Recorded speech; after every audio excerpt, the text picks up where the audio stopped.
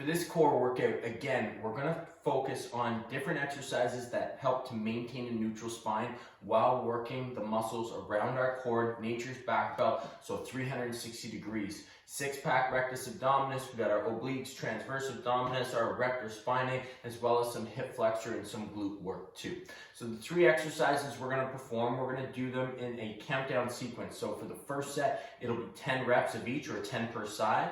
And then for the second set, it'll be 8. And for the third set, it will be 6. The first exercise is going to be what I call alternating leg lifts. So I'm going to place my hands right underneath my butt. You can put them out to the side. You can put them behind your head. Totally up to you. You can have your head resting if that feels better, or you can keep it up, which will help you to engage your core. And then it's going to be tap, and then I switch, tap. Switch, tap, back and forth. Always trying to keep, again, core engaged, lower back nice and flat on the floor. Little breath out as you lower, breath in as you come back up. The second exercise is what we call side plank with a knee in. So I'm going to prop up into a side plank, straight line from my head all the way down to that bottom foot. I'm going to bring my knee in, keep that core tight, working out my hip flexor, and then come back. And then pull in, come back. What I don't want with this exercise is to see any type of little dip. And then for our third exercise, it's going to be alternating shoulder taps. Hands together, feet nice and wide. You're tapping and switching back and forth like so. With that exercise there, it's an anti-rotation exercise. So you're trying to minimize. I see this exercise done terribly so often, where people are just rotating through their hips, just trying to tap their shoulders real quickly, and it totally defeats the purpose of the exercise.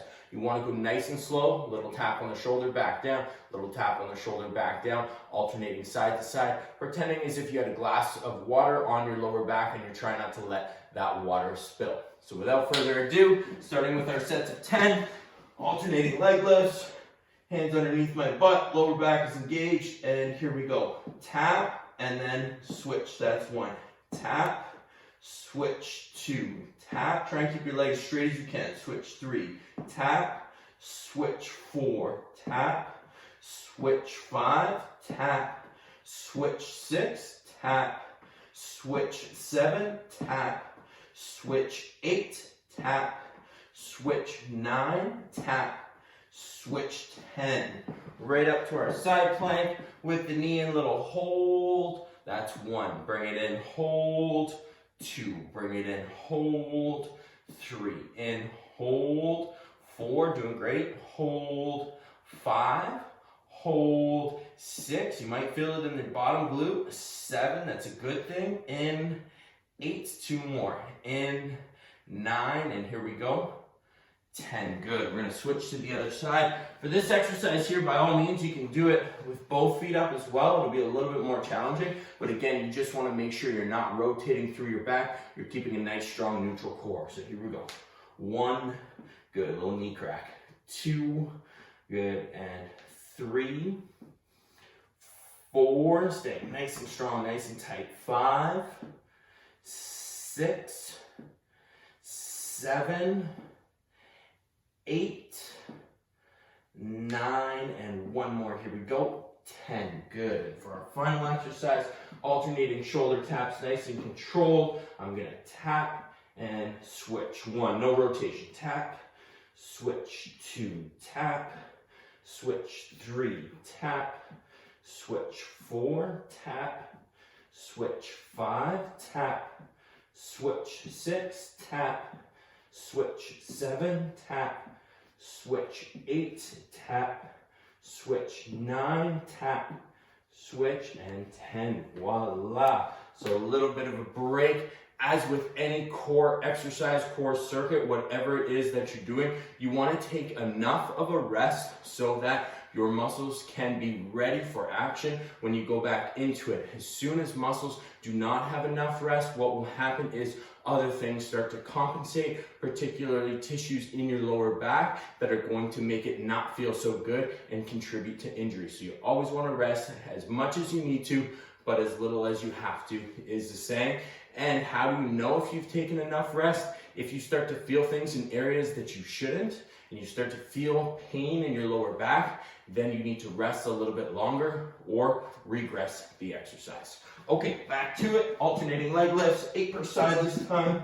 Down on the floor, tap, and back. 1, tap, back 2, tap, back 3, tap, back 4, tap, back 5, tap, back 6, tap, back 7, tap, back 8. Good. We're going to prop up to our side plank. Here we go.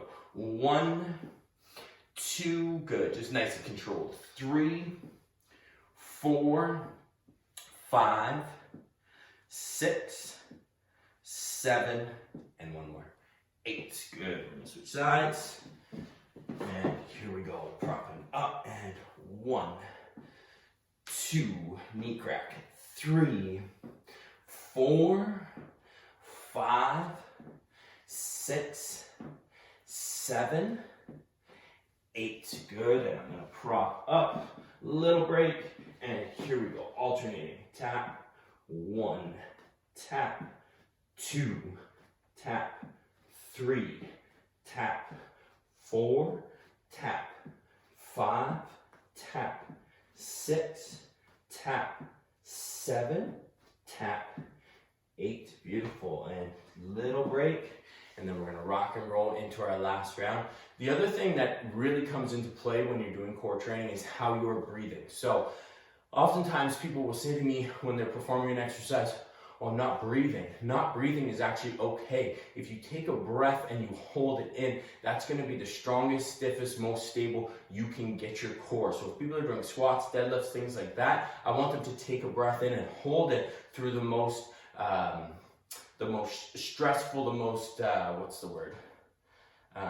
basically the part of the exercise that causes the most force production. So through that part of the exercise, you hold your breath and you stay tight here, and that's going to keep you as safe and as stiff as possible. When it comes to core training, you want to practice your breath in and breath out and try and time it as best as possible so that when those core exercises require more force, you have that strong, stiff, stable spine. And then when force reduction reduces, you just take your breath out and then you go back for that breath in to create that stiffness. So here, try and focus on breath a little bit as I count.